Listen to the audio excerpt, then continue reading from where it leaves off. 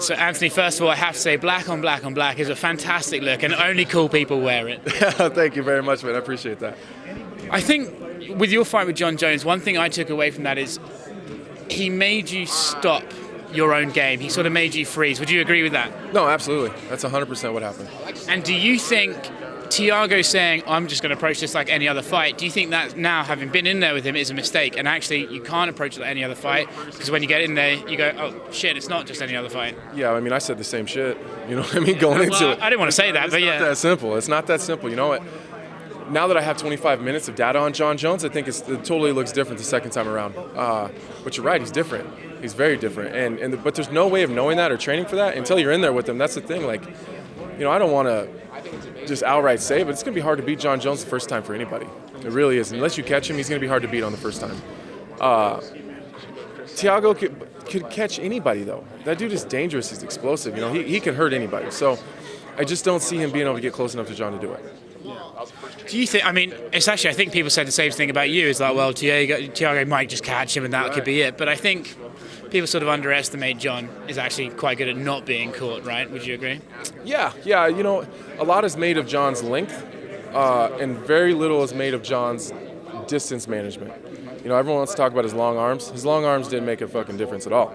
Like, his arms weren't a problem to get by. It's how he manages the distance. It's getting around his bottom half. And you don't notice that until you're in there with him. Like, we were really worried about his hands, of getting around the punches. And, you know, I didn't think I'd have a problem getting around the kicks. Now it ended up being the biggest problem. So that's the biggest thing I took from it. And that's why I don't see Thiago doing any better than I did, because Thiago's primarily a kicker. He's not a huge puncher. That's not really his game. He's a big body kicker, a big head kicker. Everything is set up from his kicks. Jon's a better, longer kicker than Thiago, which is going to have to force Thiago to lunge in, and then Jon will take him down. You know, I don't want to wish. I'm not hoping that Thiago loses. I'm not hoping that Jon wins. I don't care either way. It doesn't matter to me. But that's just how I see it going. I don't want to bring up old stuff, but so apparently he needs you in the head. I don't know if you remember that or not. But yeah. Jon is also spoken about as, he accidentally did that, heat at the moment, but he's also spoken about as having this incredible fight IQ. He's a genius in there. So do you think he knew what he was doing? Yeah, honestly, man, I don't know. I can't tell you what Jon was thinking. I don't know. You know, maybe he thought I was coming all the way up and I didn't come all the way up. Who knows? Watching it back, it doesn't look like an accident. But, you know, I don't know. And honestly, I don't care. It is what it is. It's over with. It happened. But I promise I'll have an opportunity to get that back. Well, being that attempt at getting shit stirring didn't work out, let's try this one. Apparently the UFC, Dana White, is working with the Nevada Commission in overturning his loss from 10 years ago to Matt Hamill because of the elbows. Thoughts, I guess? I think that sounds ridiculous. The rules are the rules, and I don't agree with the 12-6 elbow, but that's the goddamn rule. Like, you got to follow the rules, and that's, you know, over time. Now that happened a long time ago. That looked like a one-off then, but as the time goes, Jon continually has, you know, he breaks the rules. Right, you know, he breaks the rules.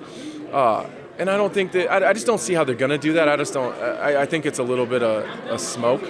I don't see how that's possible to overturn something that happened 10 years ago or however long it was. But he broke the rule. Regardless how you feel about the rule, it was illegal at the time, and he still threw it. Do you think that sets a precedent? If they do overturn a result from 10 years ago, do you think it's like, well, opening the doors to whatever way the promotion wants to promote someone now, they can go back and fiddle? Well, you're going to have every single guy that's ever lost a fight due to a DQ going to go back and try to argue. Especially at 12-6 elbow. Right. It's going to open up a shitstorm for the athletic commissions, and I don't see them doing that. I don't think they're that stupid. Do you want to make a bet on it? Yeah. Beer? 2. Vodka? 2 beers and a vodka. Proper 12. Deal. Good talking to you.